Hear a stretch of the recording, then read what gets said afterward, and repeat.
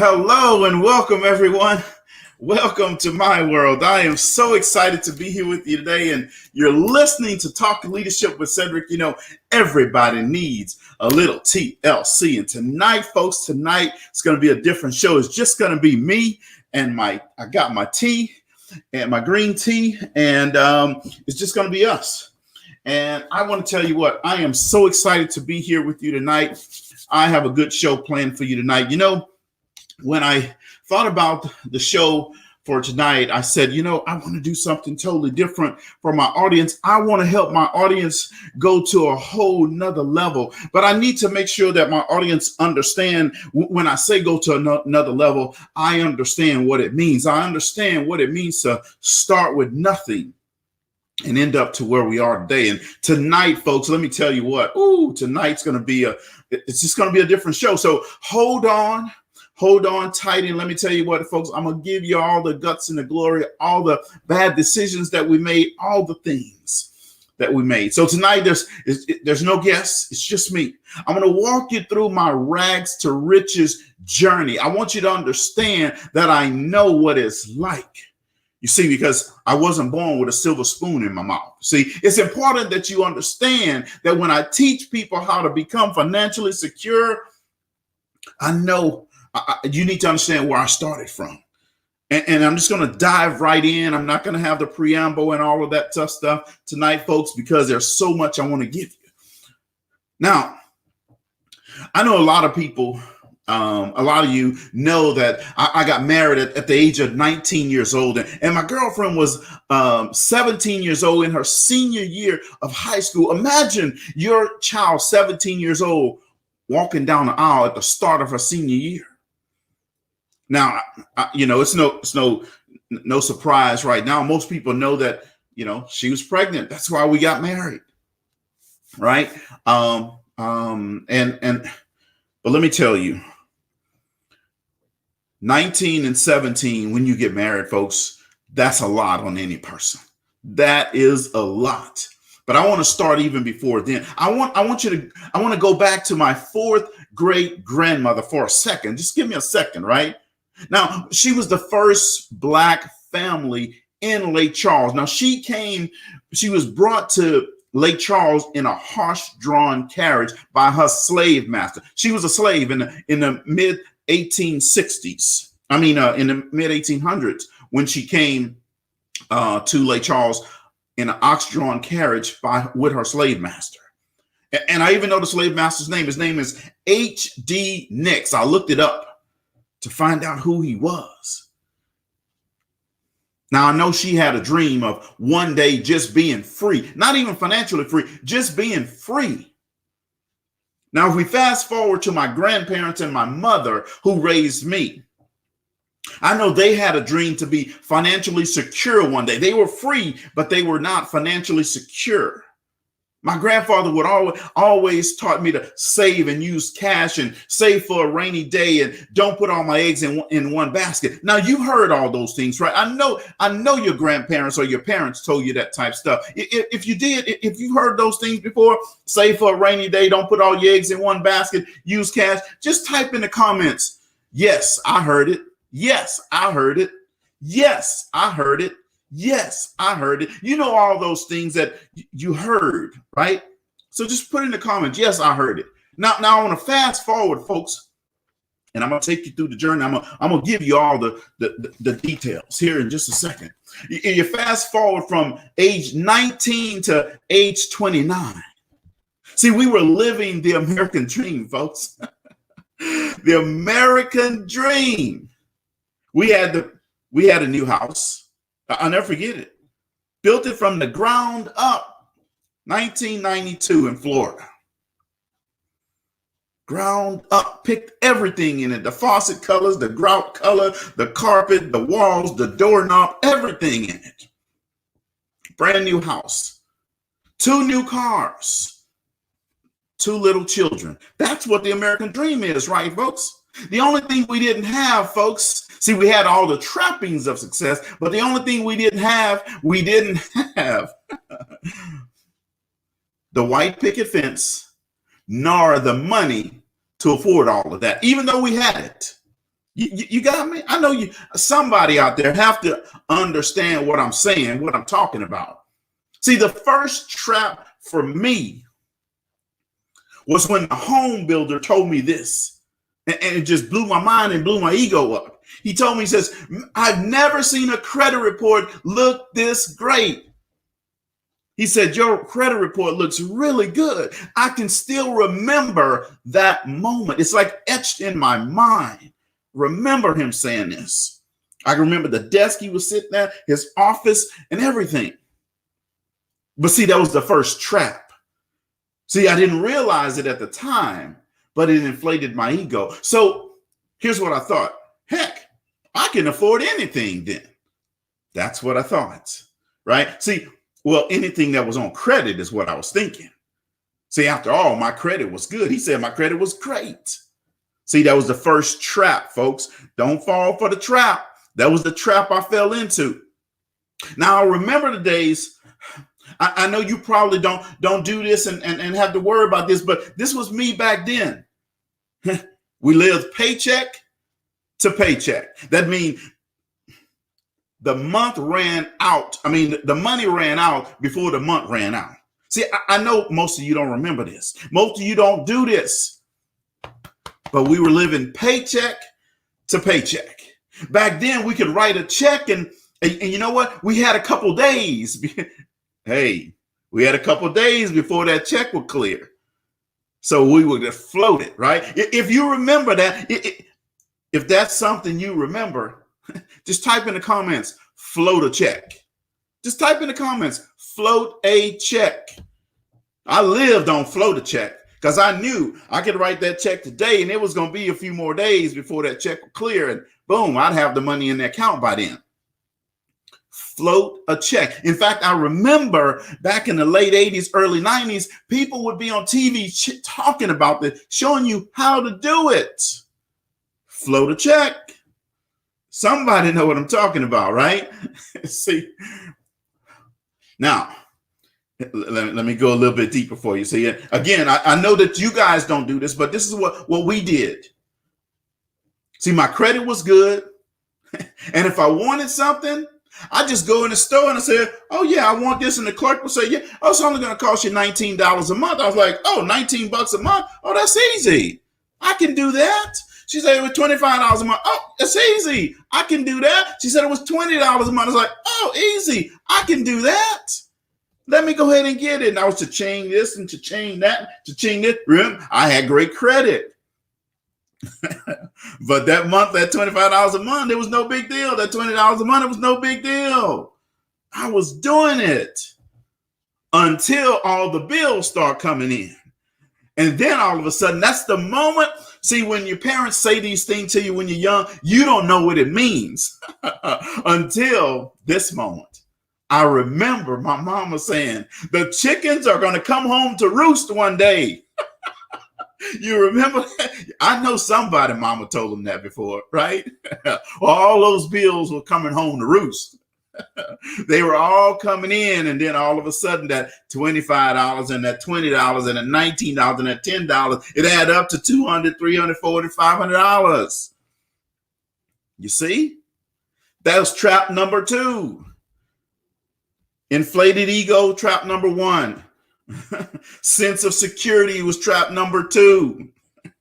Thinking I can afford $20 a month. I'm telling you, folks, I know the game. I was there. I was in it. I was deep in it. Now, I'm not even done yet, folks. I haven't touched the surface yet. Now, here's the other part. Now, I remember, and again, I know you probably don't do this. You probably say, this guy's crazy. But I remember going to the title loan companies. They were my friends, or so I thought.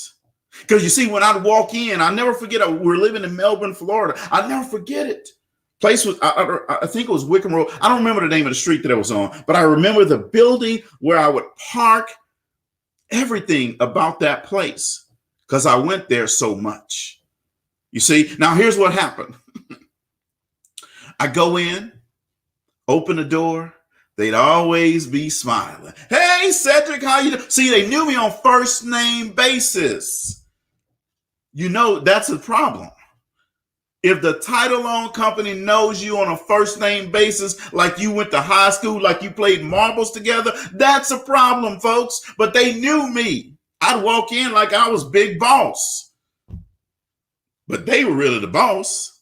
You know, even in the Bible says the rich rule over the poor and the borrower will always be slave to the lender. And here's what would happen, folks. They'd smile. Oh yeah, what can we help you with today? Now, they would always gladly hand me cash, whatever I needed. And they would take the title to my car. 1990 Honda Accord, cobalt blue. Loved the car. Sunroof. I had towels all on my seats so nobody could waste nothing. In fact, I dared anyone to eat or drink in that car. I'd wash it every day, literally every day. Ask my daughter or my wife. I wash it every day. I loved it so much. Well, I guess I didn't love it too much because I was giving it to the title loan people. You see? But I go in, boom, hey, can I get 1,000? Let me get 5 today. Let me get 1,500. You know, I was balling. Yeah. And then they hand you that paper that says, you know, interest rate 29%, 30%, 35%. Oh, no big deal. No big deal. I do it. Right? I got to get out of this crunch. See, because the money had already ran out, but I still had more days in that month. I don't know how that happened, folks. I just don't understand how that happens. How you run out of money before you run out of month. Well, so here's what happened. Boom, I signed it over. Now, one thing I did do, I always came back on the day of payment. Minute I got paid, I would go and give them their money and they get my title back. And I always say, oh, I'm not coming back in here. I'm not coming back until the next month. Then I would be right back there. Hey, Cedrick, how you doing? Big smile on their face. Oh, give you a hug. See, we didn't have social distancing back. Give you a hug and everything. But they're giving you a hug and they putting a knife in your back because they know that interest rate is going to eat you up. That's why they smiling, because they're making big money on you. They were making big money on me. See, when I was in the military back then, we get paid twice a month. And you see, I don't remember it was the 1st and the 15th or 15th and 30th, one of those 2 times that we get paid. But I always run out of money before I run out of month. And that was because it was only $20 a month. It's only $15 a month. It's only $19 a month. You see what I'm saying? So trust me, folks, when I say I know what you go through. I've been there, done that. No, I've never been homeless. No, never had my lights turned off. No, we've never not had food, but I've been broke, busted, and couldn't be trusted. Yes, trust me, I know. But I knew, folks, I knew that there had to be a better way. There had to be something different. I didn't know what it was, but I knew. I said, somebody's living a life that's different than mine, that's better than mine from a financial standpoint. What is it? And one Saturday, I was watching TV. You remember those days when you had the big satellite dish, the ones that would turn like this, and you sometimes you had to go outside and turn it.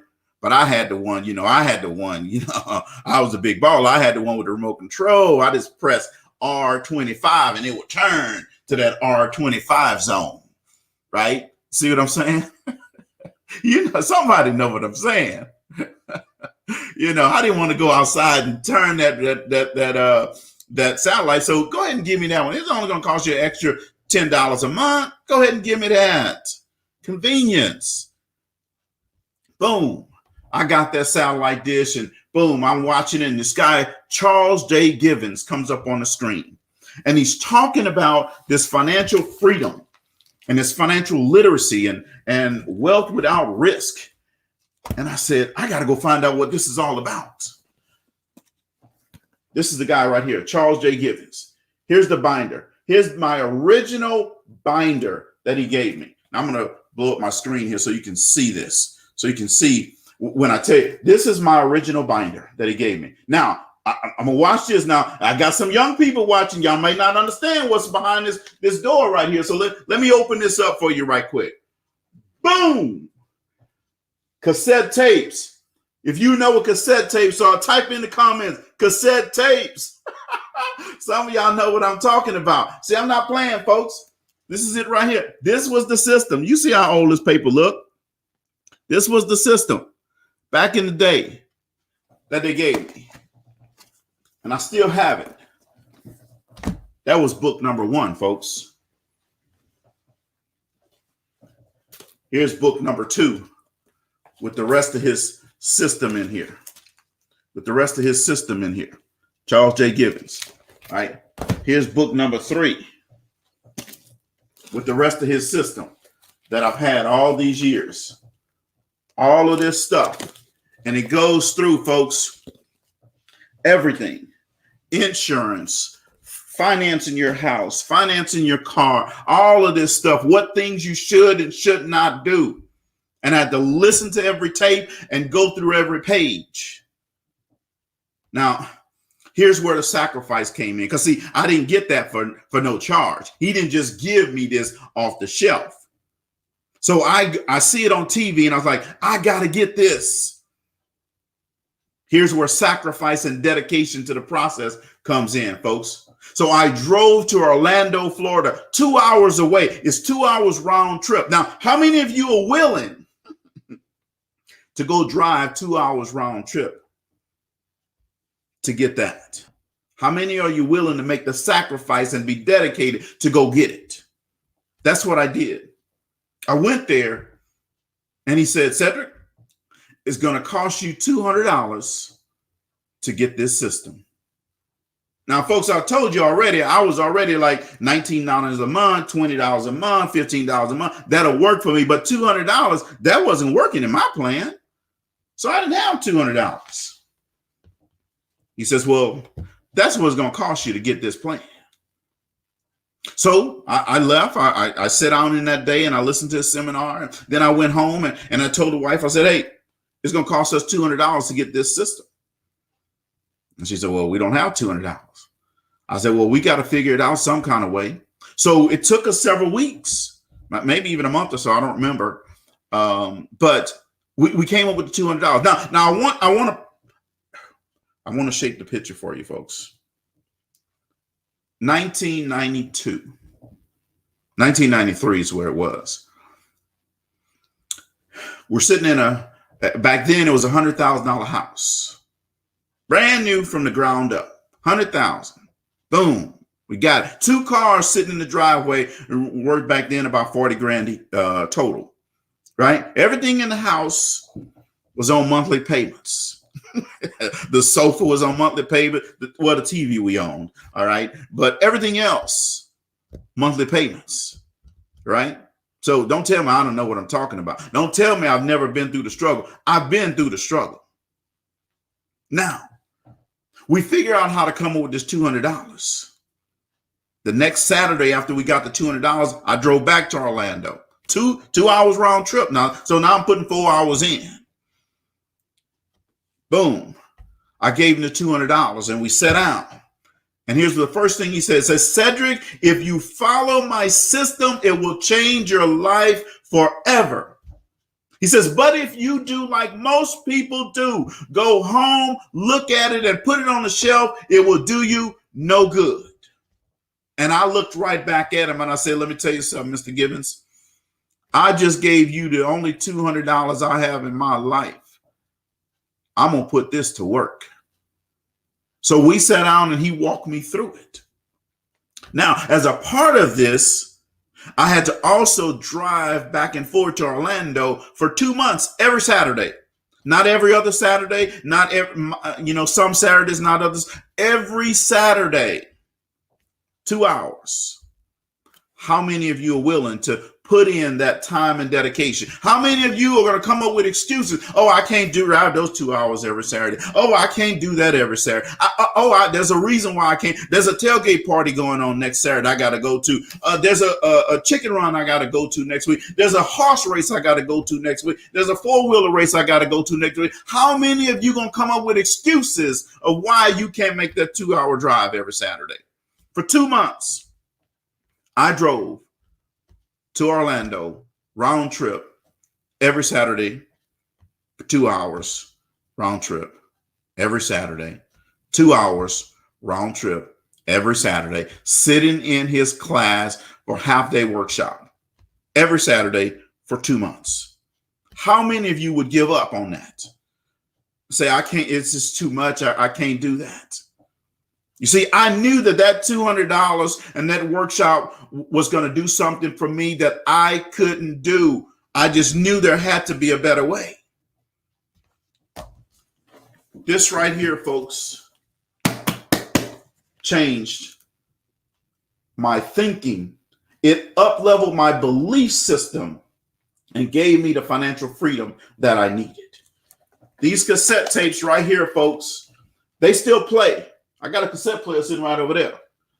They still play. Changed my life forever, folks. Sacrifice and dedication is what it takes, and being intentional. Now, on my drive back home, I was so excited that I could see a path and a better life. I was so excited that I could finally see that we could be financially healthy someday. I could finally see how I could be rich one day. All the conversations that my grandfather would have with me were finally coming to life. I could see it. It was out in the distance, but I could see it.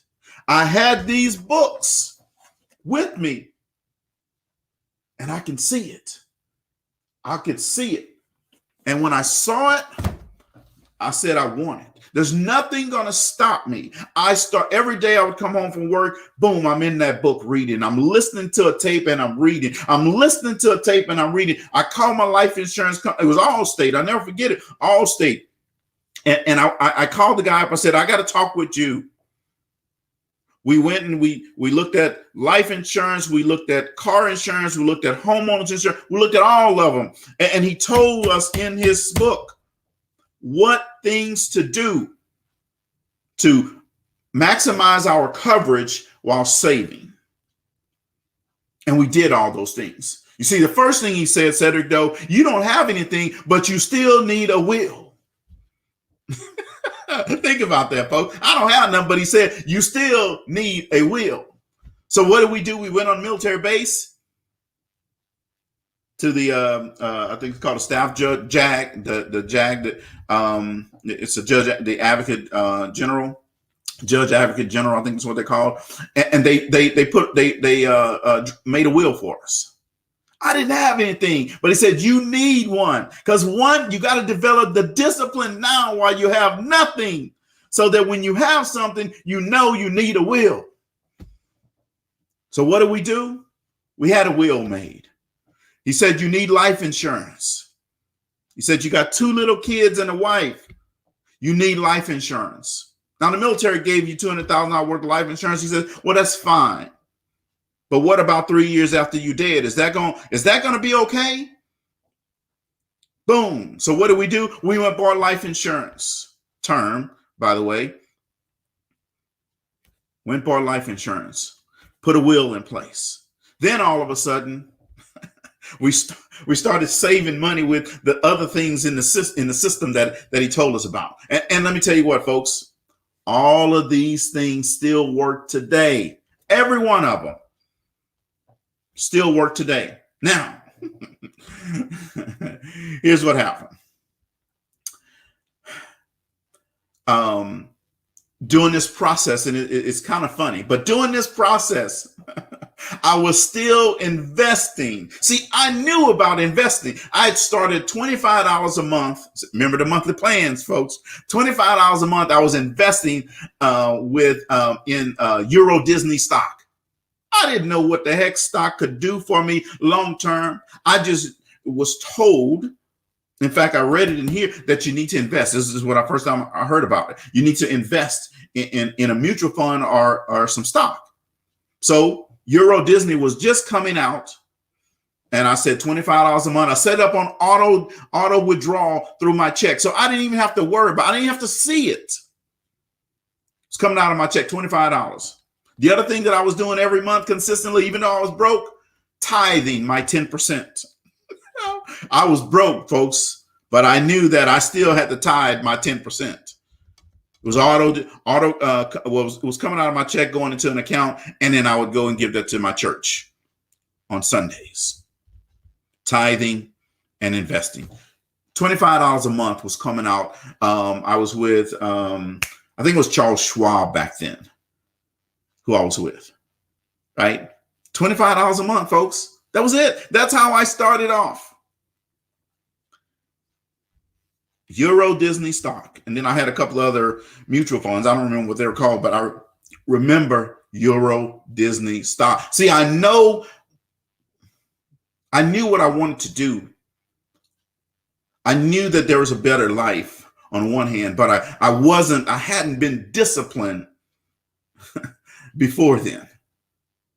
So then I started working through this Charles J. Givens plan, and I'm going through it, and I'm learning some more stuff, and all of a sudden my intelligence level from a financial standpoint went from here to here. It just moved a notch, folks. Just getting me ready for what I want. Even in the Bible, God says, if you can handle little, then I'll give you a lot. If you can't handle a little, I will never give you a lot. See, at first, I was horrible with a little. I didn't listen to what my grandfather said. If you can't pay cash for it, you don't need it.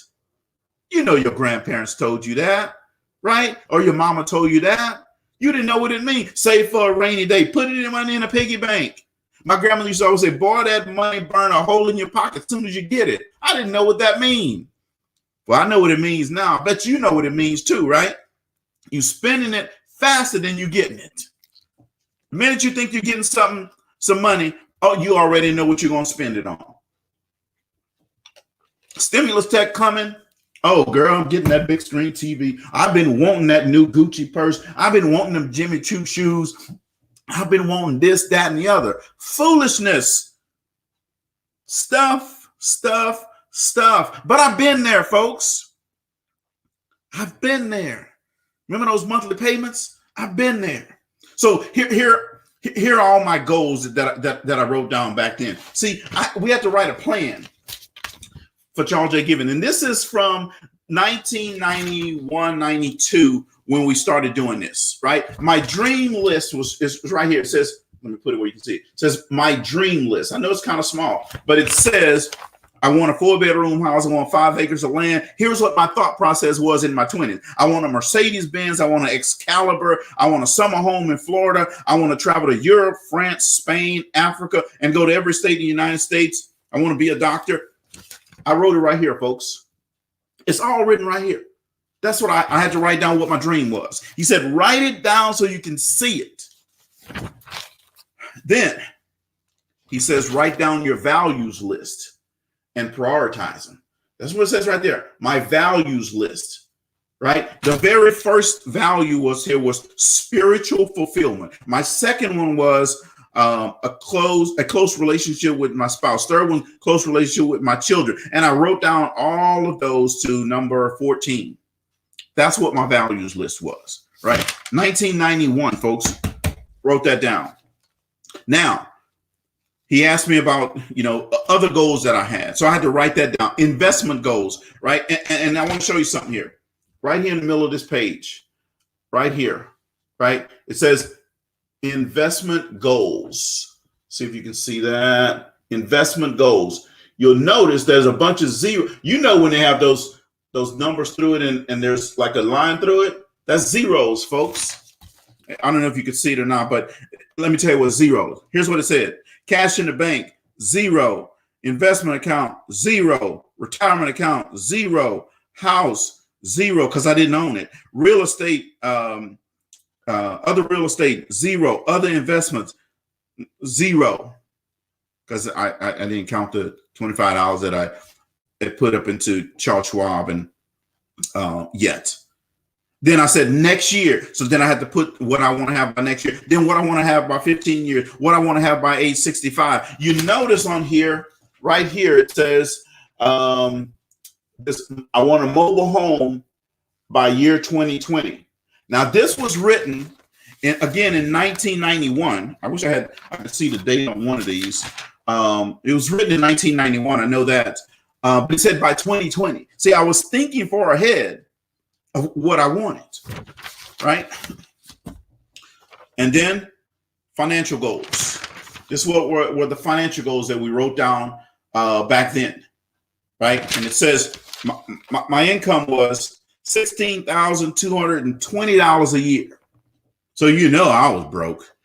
$16,320 a year. But I could afford those monthly payments, though. Bet you that. Well, I couldn't really, but that's what I thought. In my mind, that's what I thought, right? On the back of this, acquisition goals. And we had to write down acquisition goals, travel goals, accomplishments, things that we want to do. It's all right here, folks.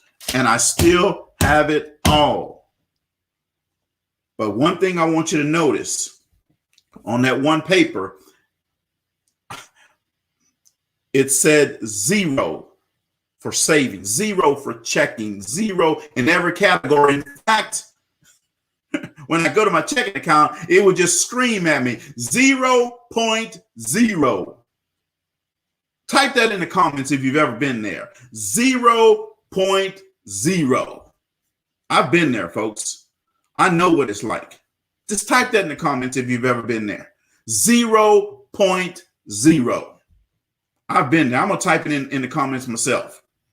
Here it is, 0.0. Put me a dollar sign there, so at least I have a dollar there. But that's where I've been, folks. I know what it's like. Trust me, I didn't wake up like this. Now, so we go through and we get all our insurance straight. We get our finances. We started to get some of those things right. Then we started working on a budget.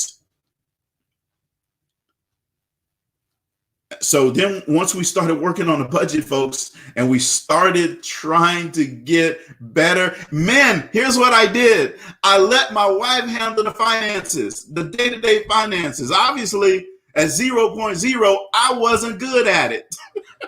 So you got to remember, folks, what are your strengths on this? I can handle investments. I'm good in picking investments.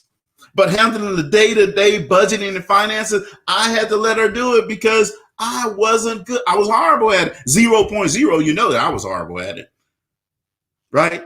I mean, heck, that wasn't even third string on a football team. That was like 7 or 8 string. That means you're never getting in. I understand, folks. I know what it's like. I have been there. So then we started getting this whole budgeting thing underhand. And again, the only thing I was paying consistently was tithes and investing. Tithes and investing.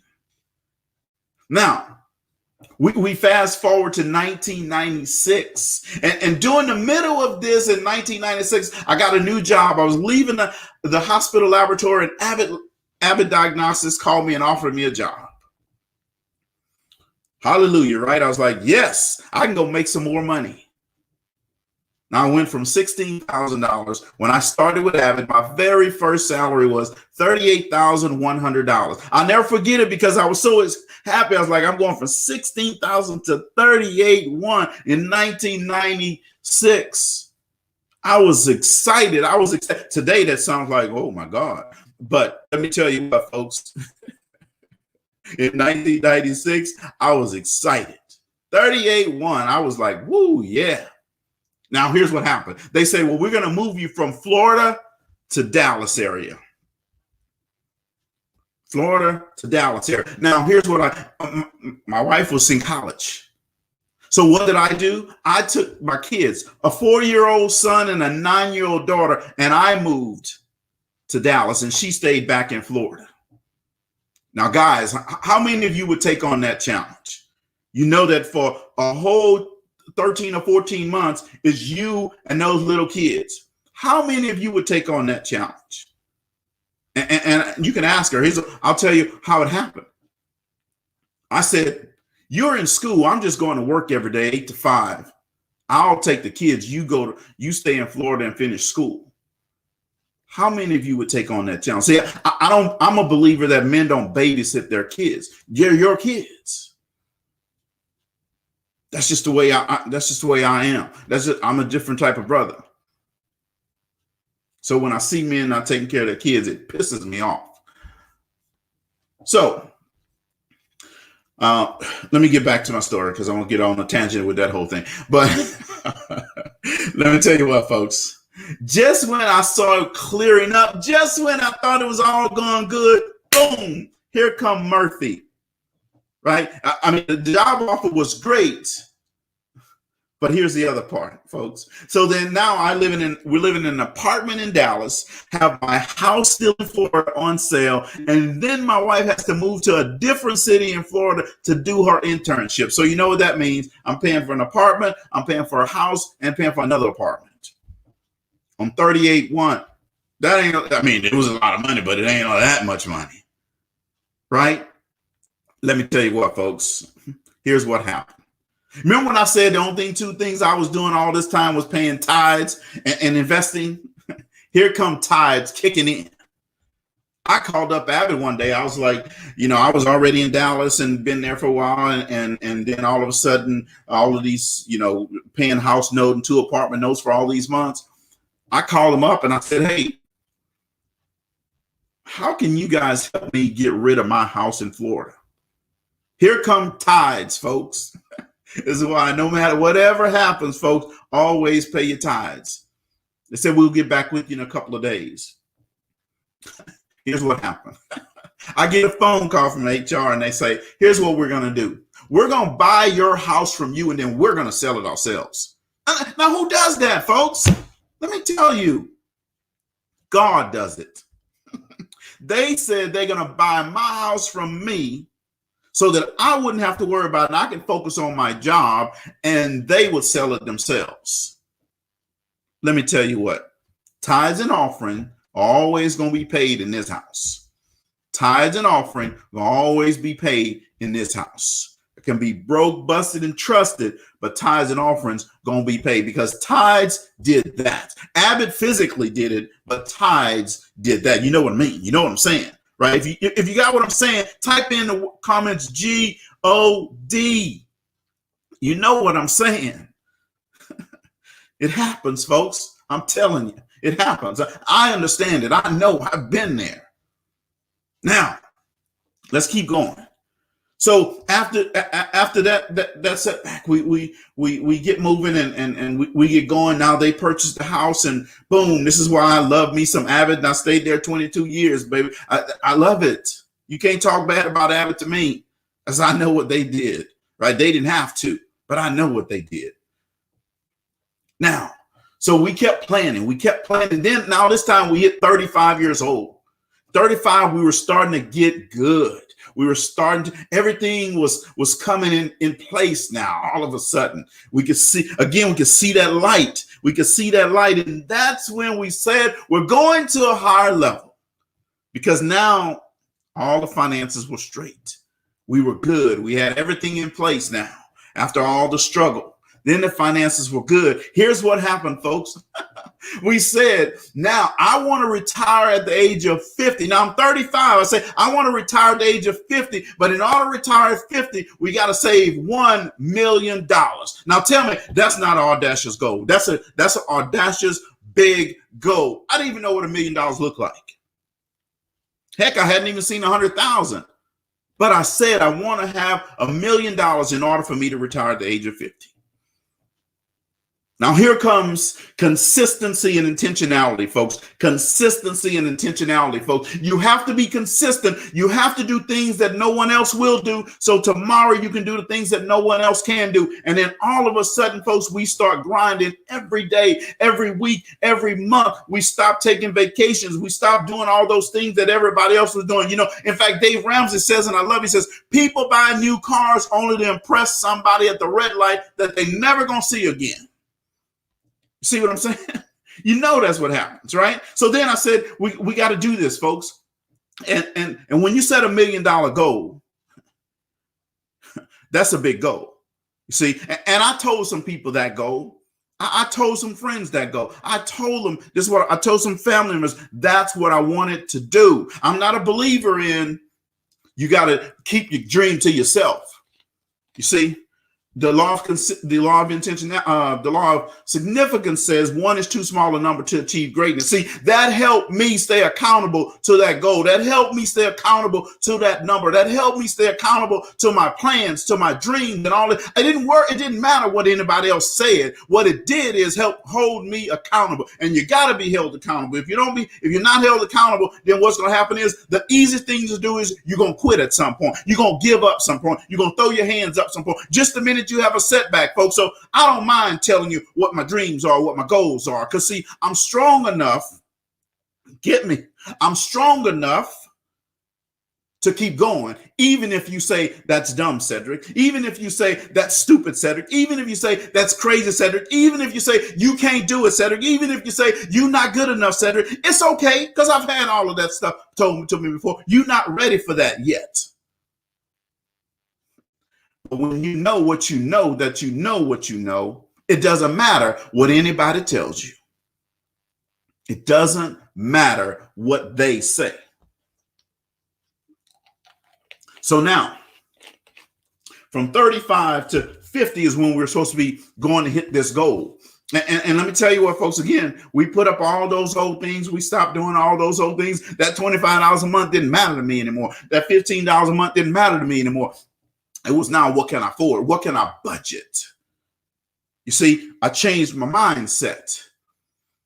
And then I started grinding toward that $1 million goal. And some people didn't understand while I was always hustling and grinding and doing things, even though I was making, now this time I'm making, major six-figure dollars, getting paid a lot of money at laboratories, right? But people didn't understand while I was still doing all the other stuff I was doing, because I had a goal, I had a dream, I had a mission to go to a higher level. And when you want to go to a higher level, you got to do higher level things. And with all of that, folks, then we hit the goal of $1 million at age 48. Now tell me that's not bad. Now, I'm not bragging, folks, but I am telling you that's a bad thing right there. When you hit 1 million at 48, from 35 to 48, you hit 1 million. Oh, I pat myself on the back. Oh, I did. Now, I'm not going to lie about that. I did. But it was because I accomplished a goal. That's what it was. Now, so then that meant that the second part of the goal was to retire at age of 50, right? See, so I still had that other part of the goal that was coming. I knew that was the second part of the goal, and some people knew that was the second part of the goal. So when I hit 50, folks, I knew that, boom, cha-ching, it was time to ring that bell. Now, let me tell you, some people say they want to be the baller, they want to be a shot caller. They want to do things that nobody can't do. They want to walk in and tell the boss, peace, I'm out, deuces, it's on you. That's what I did. Now, I did it professionally and all this type of stuff, but here's the way that conversation went. January 2nd, 2018. Think back 3 years ago, folks. January 2nd, 2018. Here's the conversation I was having, sitting right here where I'm sitting at right now. My team was on a conference call line, and I said, hey, guys, so we talked about Happy New Year. We talked about all the good stuff that happened in 2017 and all the things that we're going to do differently in 2018, what our potential goals were going to be in 2018 and how we're going to accomplish those goals in 2018, how we're excited about 2018 and all this type of stuff. We go through the call. I get to the end of the call. Here's what happened. I said this. Hey, guys, we have one more change we're going to make this year. And they were like, well, yeah, what is that? And I said, well, I'm not going to make that run with you this year. And they go, well, what do you mean by that? I said, well, I've decided to retire. And they're like, okay, like when? I said, today. And they're like, today, January 2nd, today? I said, today. And when we hung up that phone, it was a wrap. Never worked again. I called my director, called the VP. Boom, it's a wrap. Went through that month on vacation, and February 8, 2018, my official retirement date. Now that's, folks, what I did. But it's not done there, folks, because let me tell you what, folks.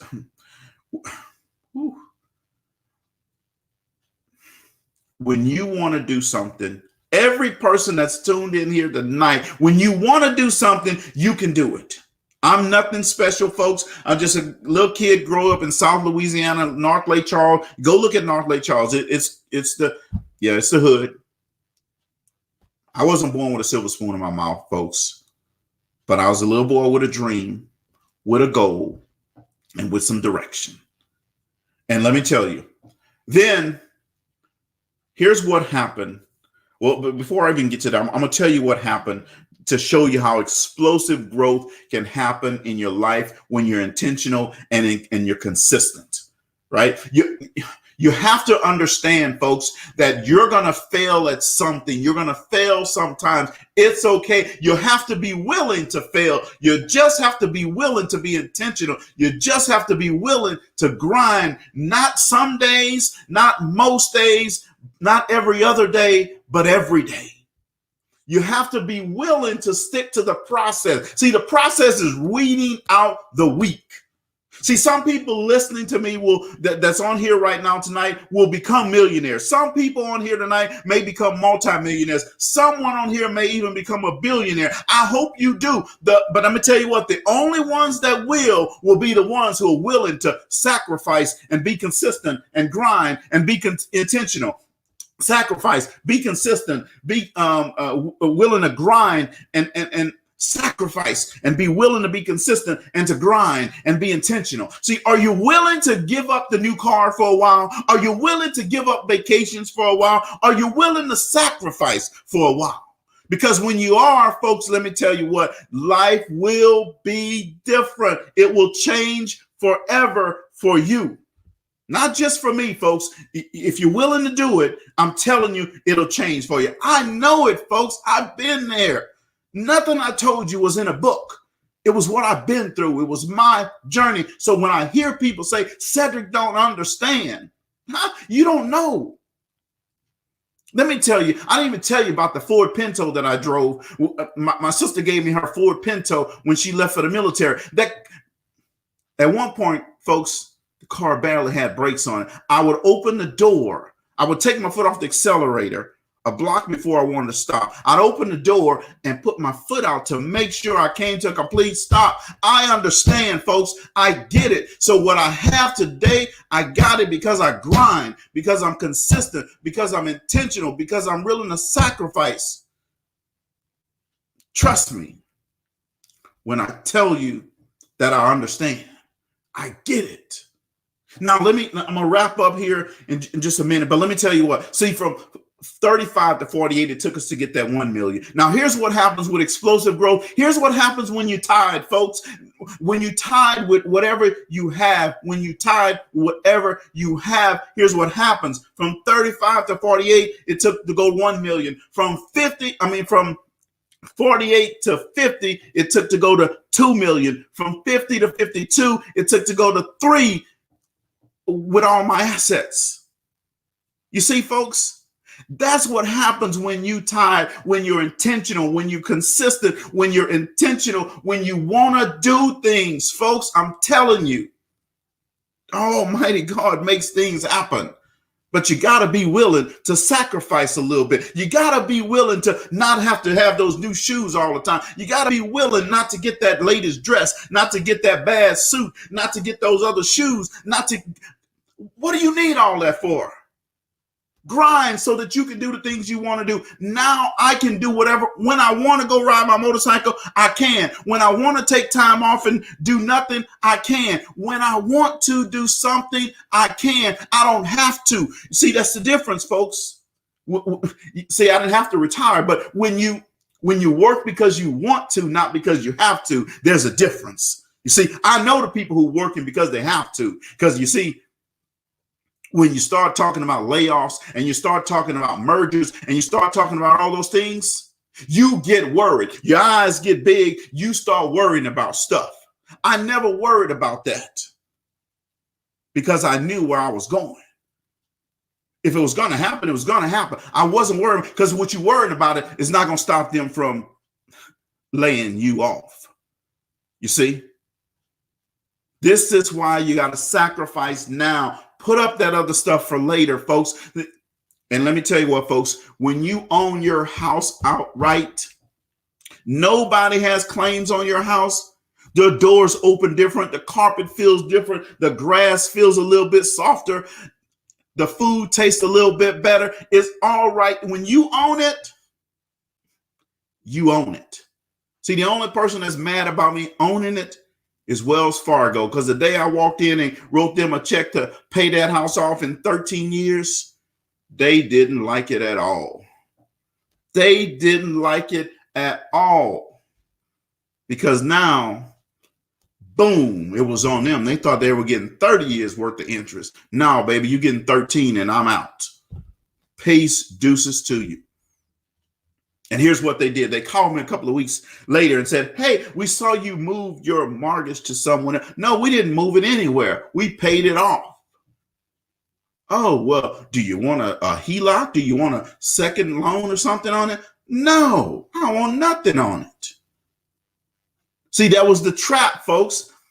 That's the trap. Here's another trap. I have some land that I own outright. Here's what the people that want to buy it, some company that want to buy it, here's what they said. We know that the price of land ownership has to be a burden or a sacrifice on you, but we know that cash would be good. No, that's a lie, folks. It's not a burden. Don't fall for the traps.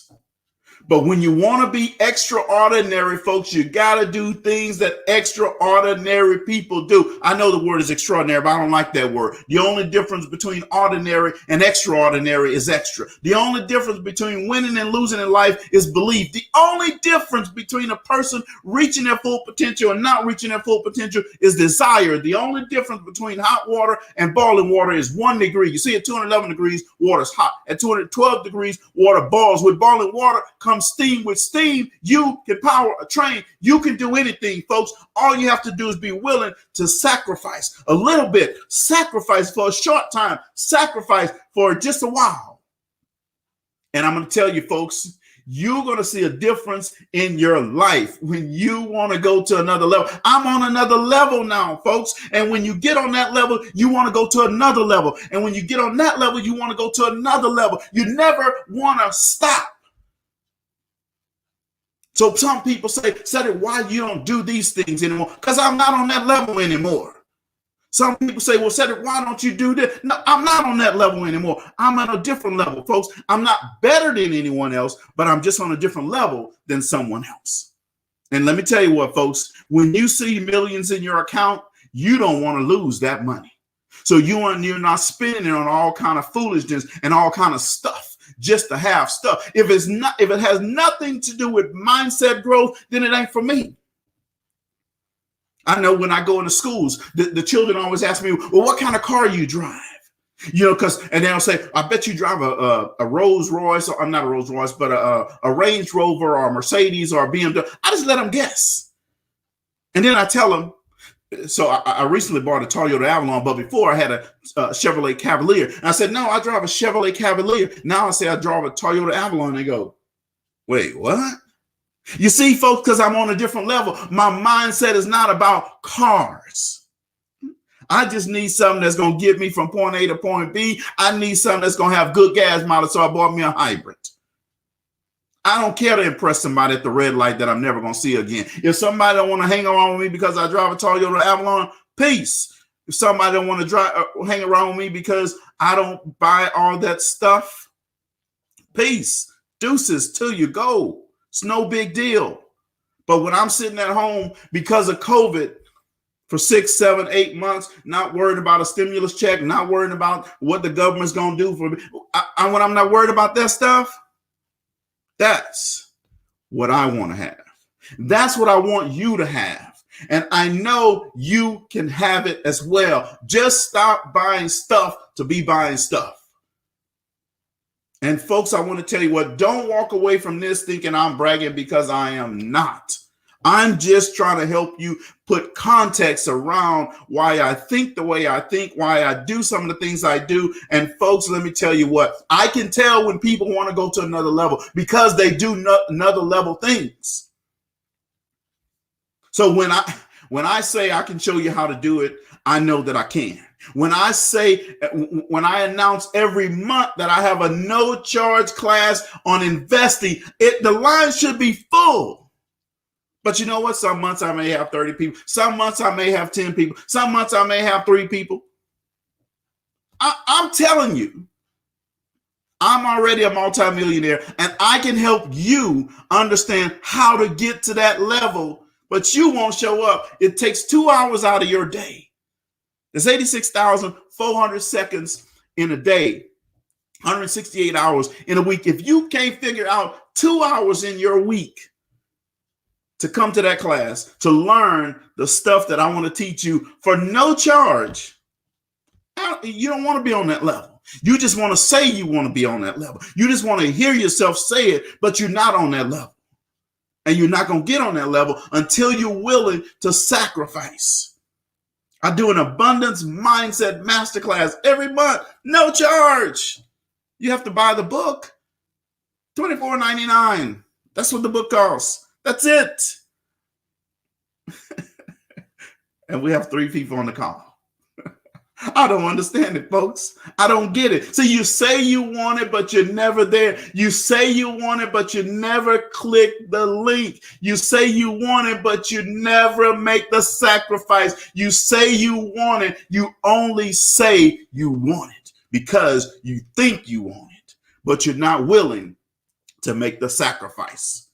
You see, people will say, I want to do what you do, Cedrick. No, if you're not willing to do what I did, then you'll never be able to do what I do. If you're not willing to do what I did, then you'll never be able to do what I do. It's not that hard, folks.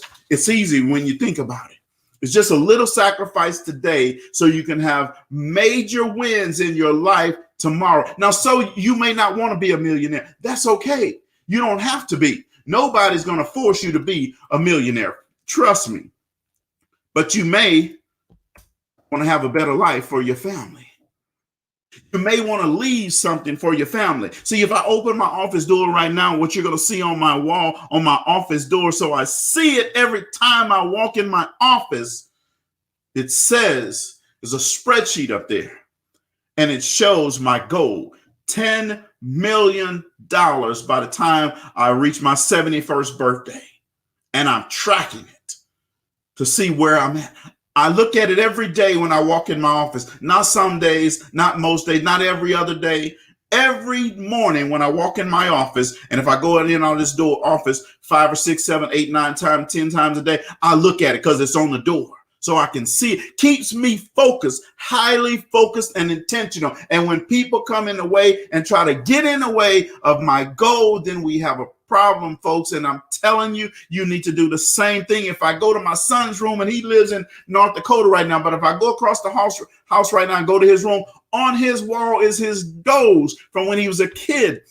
They stay there. My daughter has her own house, but if you go to her old room in there, you'll see her goals are still hanging on her wall, folks, because it's a lifestyle. It's not a fad. It's not something that we do today and say, all right, well, we did that little thing and we're gone. No, it's not like those shoes that's going to go out of style. Then you got to get some more. It's not like that car that's going to be old and rusty pretty soon and you're going to need a new one. It's not like that four-wheeler that's beat up and broken down. Now, no, you're going to need it. It's not like that other stuff, folks. It goes for the rest of your life to change the rest of your life. Proverbs says a wise man will leave an inheritance for his children.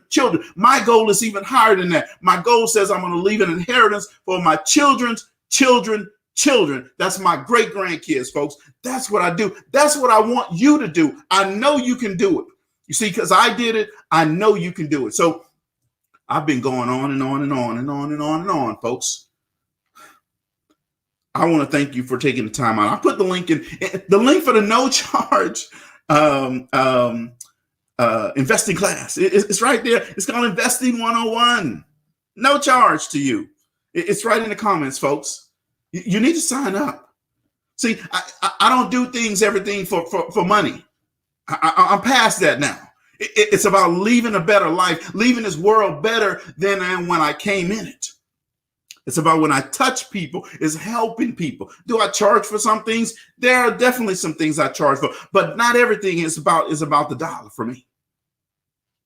It's about significance now.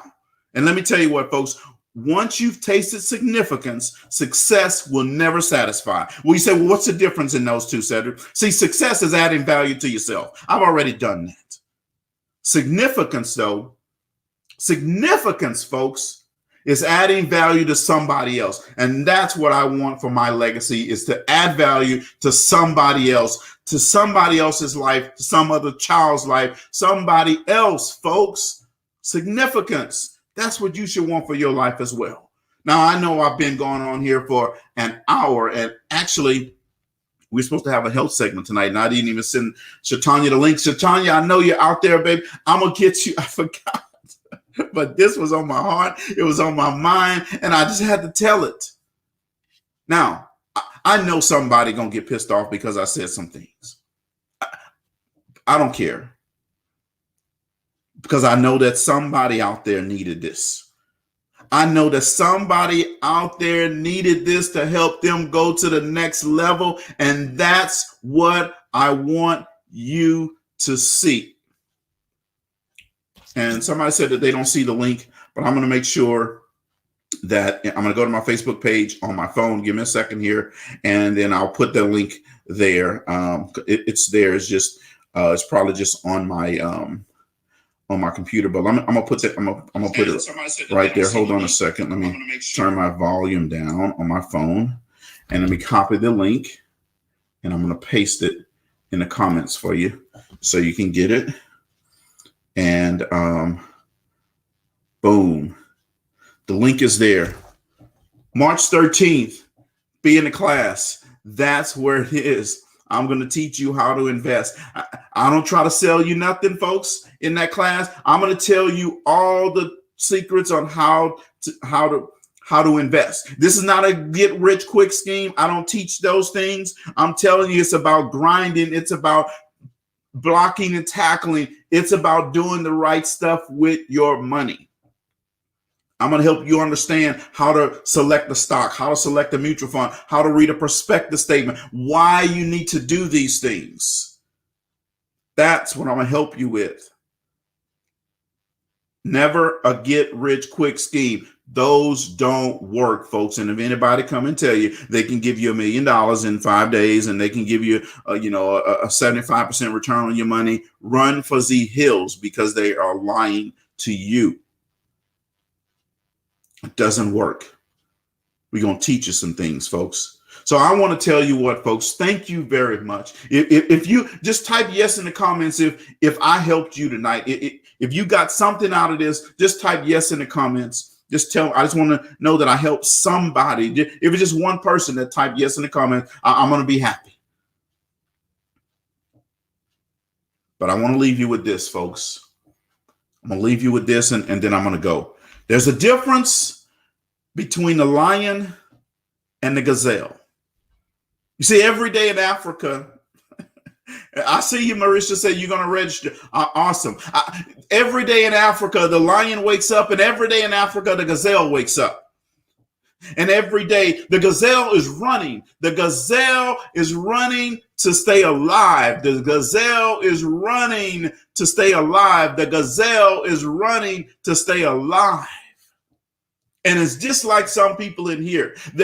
They are running as long as somebody's rewarding you, as long as somebody's pushing you, as long as somebody's coaching you, as long as somebody's prodding you, as long as somebody's giving you bonuses, as long as somebody's giving you a pat on the back, you running. But the minute they stop, you stop. Now, let me tell you what the difference is with the lion. See, the lion is running to eat. The lion knows that when he catches that gazelle, he or she is going to eat. And not only will they eat, their family will eat as well. Boom. That's the difference right there. And let me tell you what, folks, I'm a lion. I'm always hunting. See, a lion knows that they may not only be able to hunt from 8 to 4. You see, in your business, you may not be able to just work 8 to 4. You see, in your dream, in your goals, you may not be able to just work from 8 to 4. The lion knows that they may have to work at midnight. They may have to hunt on Saturday. They may have to hunt on 4th of July. They may have to hunt on New Year's Day. They may have to hunt on Sunday afternoon. They may have to hunt at 6:30 at night, because that's when the gazelle is open. You see, same thing with your dreams and your goals, baby. You might have to live out your dream and push for your dreams on Saturday at midnight. Just when your boys are going to go out to the club and do all that type stuff, that might be when you have to go hunt. You see, just when your girlfriends are going out to, girls' night out, that might be when you have to go hunt. You see, they don't understand it because they're not ready to hunt. They the gazelle. And you see, let me tell you what, there may be some people out there that be 90% lion and 30% gazelle. See, you're not ready yet. You're not ready yet. That's just enough for the next person to outdo you. And let me tell you what, folks, when you understand how to be that lion, how to be up late at night. I remember living in Chicago when I would fly to Houston on the weekends to run my business. Every weekend, Cedrick, why are you flying all the way back to Chicago, Houston every weekend to run my business? Why are you flying all the way back to Houston every weekend to reach my dreams? Why are you flying all the way back to Houston every weekend to go to a whole nother level? When you're on another level, you do another level things, folks. And I'm just telling you, you can be on another level. I see you, Dwight, my good friend, my long childhood friend, Dwight. I see you out there, Pastor. Keep doing what you're doing. I love you, brother. I see you, Aretha. I see you, Carrie. I see you, Tawana. I see you, Sharon. I see you, Brian and Michelle. I see you out there. I see you, Marissa, Erica, Cheryl, Rita, Glenda. I see Shertanya, Kudo. I see you, nephew. I see you, Courtney. I see you, Marissa. I see all of y'all out there. Coach Ed, I see you out there. Carmen, I see you out there. Terrence, I see Paris, Trolanda. I see y'all. Jamie, I see Kendrick. I see all y'all out there. I want y'all to be lions, folks. I want you to be a lion. Lions hunt to hunt to hunt to hunt to hunt. So whatever your goal is, be a lion to go reach that goal. Thank you guys very much for tuning in tonight. Shatanya, we're gonna get you on. We're gonna get you on. I'm gonna call you tomorrow so we can get you rescheduled. I'm sorry I had to take up your time tonight, but I'm telling you what, I got that off my heart. I'm happy now that I helped somebody with their mindset, with their thinking. I helped somebody decide tonight that they want to go to another level. And when you want to go to another level, I'm right here. I'm right here. I'm right here. LaFleurLeadershipInstitute.com. Call me anytime. When you're ready to go to another level, folks, I can help get you to another level. I can help show you the tools and the things that you got to go to get to another level. And let me show you what, folks, I'm always trying to go to another level. This weekend, I was listening to Eric T. It cost me $1,800, I think it was, for his conference. $1,800 for his conference. But I paid it, folks. You know why? Because I want to go to an even higher level. See, when you're at one level, you find somebody that's at a level higher than you, and you go do what it needs to do. Thank you guys very much. I hope you have a good rest of your night. Have a good evening. If you want to reach out to me, give me a call. I'm sweating. I didn't even drink my tea. I forgot about the tea sitting here. Thank you guys very much. You guys have a great evening. Bye-bye.